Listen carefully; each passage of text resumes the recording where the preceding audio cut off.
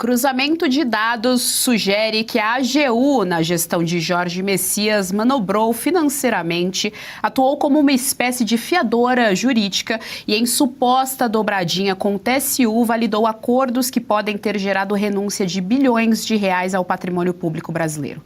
Vamos acionar a repórter Berenice Leite, que traz mais informações aqui para a nossa audiência no começo da semana da Revista Oeste. Vamos dar então boa tarde a Berê. Berenice, seja muito bem-vinda ao JDO segunda edição. Boa tarde.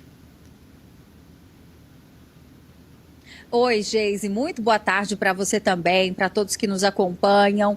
E é isso mesmo, olha, ativos que, de acordo com esse levantamento, dados obtidos da Secretaria de Acordos do Tribunal de Contas da União, mostram que o Estado, a União, abriu mão de pelo menos 81 bilhões de reais em litígios, ou seja, multas. Isso inclui também indenizações que o Estado deveria receber e até mesmo bens estratégicos. Claro, tudo isso aconteceu sob a gestão do Tribunal de Contas à época ainda. Bruno Dantas, tinha acabado de ser nomeado ali para o TCU e com o aval, ou seja, a autorização do advogado-geral da União, Jorge Messias. À época, o que podemos chamar de avalização, um fiador jurídico, no caso o AGU, disse que estava abrindo mão e fazendo esse acordo para poder destravar investimentos e também pacificar os litígios. E o caso mais emblemático, a gente cita aqui, é o da operadora Oi,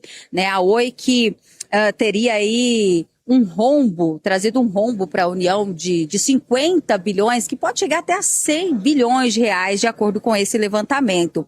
E a gente lembra que pela Lei Geral das Telecomunicações, preciso contextualizar, é um assunto complexo, mas vocês vão entender, porque em 2025, a Lei das Telecomunicações diz que numa situação como essa, em que a empresa está abrindo falência, o que pode ser devolvido, isso tem que ser devolvido, é o que eles chamam de bens reversíveis. No entanto, para acontecer essa manobra toda, avalizada pelo Jorge Messias, ele usou uma lei antiga, mas que talvez nem valeria, de 2019. O que diz na lei de 2019? Que a Oi deveria migrar para o regime de autorização sem ter que fazer nenhum tipo de devolução de bens para a União. E aí, o governo abriu mão de cobrar quase 6 bilhões de reais em multas em dinheiro vivo e trocou também a posse da infraestrutura por promessas de novos investimentos em escolas e também nessa questão dos dutos subterrâneos. Só que o que o Estado, a União, perdeu com tudo isso, Geise? A maior rede de fibras do país. Nós estamos falando de cerca de 400 mil quilômetros de fibra óptica que cortam o Brasil de ponta a ponta. E só para se ter uma ideia também, desde que o 5G foi implementado aqui no nosso país, já não existe mais espaço embaixo do asfalto. E tudo isso é feito agora, essas pequenas operadoras, digamos assim, eles contratam, eles alugam esse espaço subterrâneo, que hoje deveria ser público, mas agora está sob o controle definitivo da iniciativa privada. E quem seria o maior beneficiado nessa negociação da operadora? Foi uma empresa, que é a Vital, que é uma empresa gerida por fundos do Banco BTG, do André Esteves, tá? Além disso, como eu disse, tem essa questão do pedágio, da internet e o sangue do 5G. Por que a gente fala sangue? Porque toda a rede de fibra óptica, enfim, do 5G passa justamente por esses dutos subterrâneos que, como eu disse, agora estão definitivamente geridos pela iniciativa privada. Então, além disso, só para fechar o assunto, não se trata só dessas questões que envolvem rede de telefonia, tem também a questão das rodovias, das concessões, onde a União teria aberto mão de pelo menos 10 bilhões de reais. E por que isso? Porque vou citar um exemplo simples. Antigamente, quando uma concessionária ela não estava ali correspondendo, cobrava pedágio de você que é contribuinte, mas não estava entregando, por exemplo, a duplicação dessas rodovias. Chegava um certo momento que, se a concessionária não cumprisse com o mínimo desses requisitos, ela era obrigada a devolver e aí haveria uma nova concessão, uma nova distribuição para alguém que realmente fizesse tudo que uma rodovia precisa.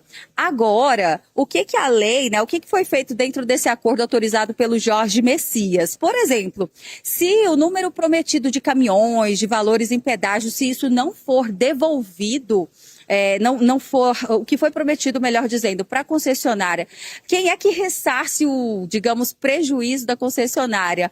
O Tesouro Nacional. Quer dizer, a concessionária não fica no prejuízo e a impressão que passa é que não tem nenhum tipo de prazo ou de cobrança para que eles entreguem um serviço de qualidade para quem está rodando nessa rodovia. Então, a quem beneficia essas negociações, ou se é que podemos chamar de negociatas, né, Geise? É algo que precisa ser investigado, mas que percebemos que o próprio Tribunal de Contas da União, que deveria ser um órgão fiscalizador, está participando diretamente junto com a Advocacia Geral da União. Então, resta aqui ao Parlamento, né, de onde eu falo, vir a recorrer de alguma forma e mudar a forma como isso vem acontecendo, gerando prejuízo para o erário público, Geise. Berê, muito obrigada pelas suas informações aqui no nosso Jornal da Oeste. Até amanhã. Claro que para reverberar os principais fatos do dia, nós contamos sempre com o nosso time de analistas políticos. Vamos dar boa tarde ao nosso time de hoje. O nosso time de hoje que está um pouco diferente. Hoje, vocês sabem, as segundas-feiras por aqui são conhecidas por serem floridas. Hoje, entre as flores, nós temos quem? Nós temos o nosso grande mestre, Jorge Serrão. Serrão, boa tarde, seja muito bem-vindo. Saudações, minhas musas. No meio das musas tem um espinho. É ele mesmo. Você sabe, Serrão, eu ia fazer essa piada. Eu ia falar que entre as rosas há um espinho. Mas fiquei com medo de ser deselegante, Serrão. Bem-vindo, boa tarde. Vamos dar também boa tarde a ela, nossa queridíssima Josiane Raice. Josi, seja muito bem-vinda. Obrigada, Geise. Boa tarde, Serrão. É uma honra estar aqui do seu lado hoje. E aquele boa tarde especial para a nossa audiência, claro, nossa companhia sempre especial por aqui. É isso aí, olha só, Serrão, quero começar com você então essa pauta. A gente tem aí essa bomba chiando. Inclusive, Serrão, perdemos a oportunidade naquela sabatina histórica, né? Já que Messias não passou ali no plenário do Senado, perdemos a oportunidade de fazer essas perguntas, esses questionamentos. Se a sabatina fosse um pouco mais séria, isso teria sido levantado. Nós acompanhamos aqui na íntegra a sabatina, esse ponto não foi tocado. Baita escândalo da República aí, essa manobra entre a AGU e TCU. O TCU que tem justamente essa responsabilidade de controlar as contas, mas que tem também ali Bruno Dantas no meio, que nas palavras do Lula é um grande companheiro. Pois é, matéria espinhosa, mas a gente é que vai dar a espetada. Está na hora da gente rever completamente no Brasil essas relações esquisitas. O modelo fiscalizatório brasileiro é uma bagunça. Isso estou sendo generoso no adjetivo. Não funciona direito. O escândalo master, os órgãos fiscalizadores falharam redondamente, assustadoramente. E agora tem mais um caso que chega para nós. A Advocacia Geral da União atuando em parceria com o Tribunal de Contas da União para não resolver um problema regulatório. Então, isso é assustador. Na sabatina do Messias, a gente ficou sabendo que a AGU é um órgão que tem mais de 8.000 advogados no Brasil. Para que tanto advogado, hein? Para quê? Para que o serviço público, por que a União precisa de tanto defensor para cuidar de seus interesses, né? Resposta dolorida que qualquer um pode dar. Só para uma comparação, a Polícia Federal tem 12.000 servidores. A advocacia tem 8.000. Tem algo esquisito nessa desproporção aí, não tem? Pois é. Então, esse papel precisa ser revisto. Mas, nesse caso, a parceria foi com o TCU. Espera aí. TCU? Como é que o parlamento vai resolver o problema se o seu órgão auxiliar, que é o Tribunal de Contas da União, que não é tribunal nenhum do judiciário, também está no meio da história? Então, vejam o nível da complicação. A solução para isso? Acabar com esse modelo estatal de falsa regulação, de excesso de burocracia que só atrapalha o cidadão e a livre iniciativa. Ponto. Gostou do conteúdo que viu por aqui no canal da Revista Oeste? Compartilhe e deixe o seu like.